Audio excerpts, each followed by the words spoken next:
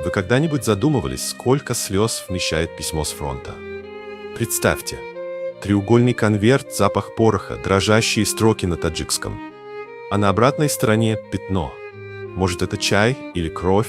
Сегодня мы развернем эти письма и узнаем, как 300 тысяч сыновей изменили ход самой страшной войны в истории. Но начнем с имени, которое вы точно не знаете. Ассаламу алейкум, родные. Говорят, война не имеет лица. Но это ложь.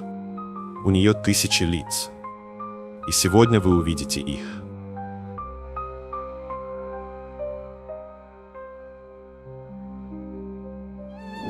«300 тысяч теней на снегу. Как кишлаки опустели за один день». 1941 год. Через 2 недели после начала войны в Сталинабад приходит приказ мобилизовать каждого 4-го мужчину от 18 до 50 лет.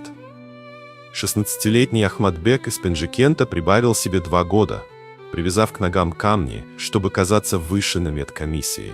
Его письмо матери.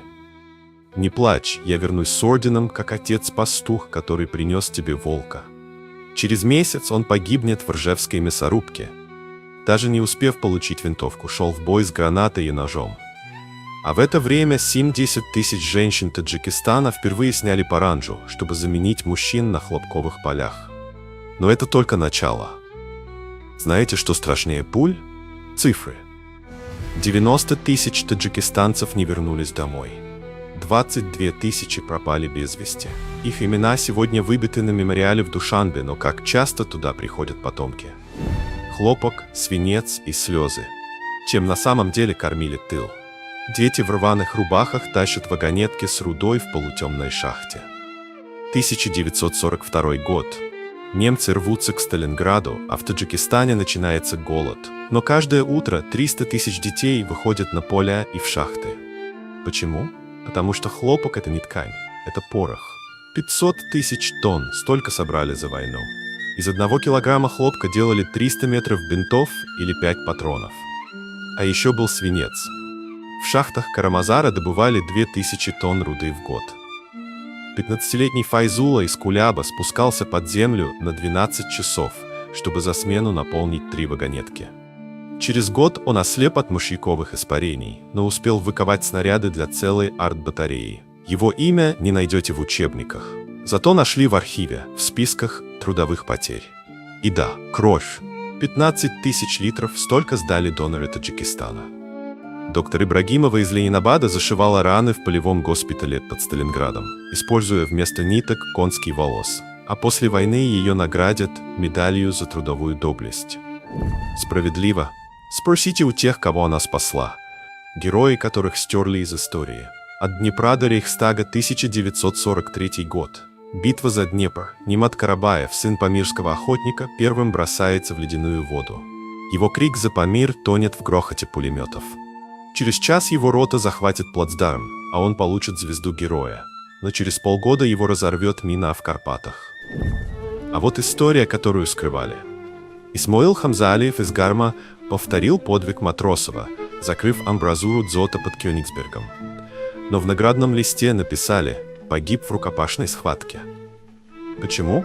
Потому что официальных героев таджиков должно было быть ровно 8, остальных в тень. Но самый удар по стереотипам – Матлюба Алиева. Девушка из кишлака под Хорогом продала свадебное платье, чтобы купить танк. Ее Т-34 Матлюба Джон дошел до Берлина, а экипаж расписался на Рейхстаге.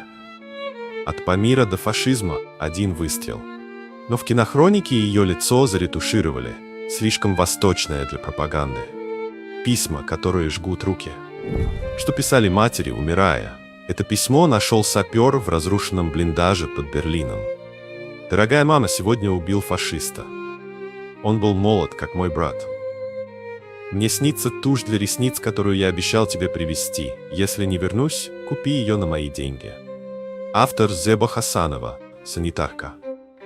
Она вынесла с поля боя 67 раненых, но погибла, накрыв собой ребенка во время бомбежки госпиталя. А вот строки из дневника Хаджимирза Мирзоева снайпера. Убил 17-го.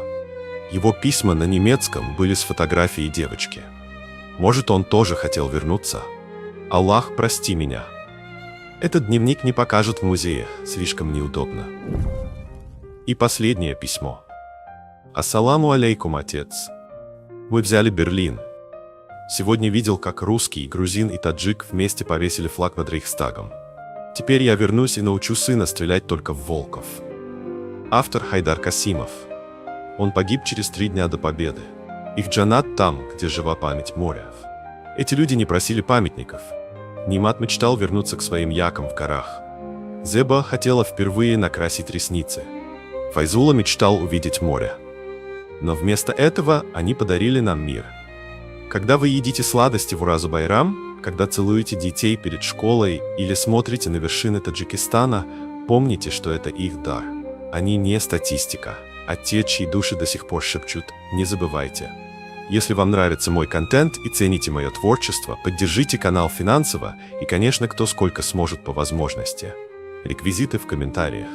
Но самая большая награда – это ваши комментарии, я вижу благодарность. Мир вам и пусть Всевышний хранит память, которая сильнее смерти.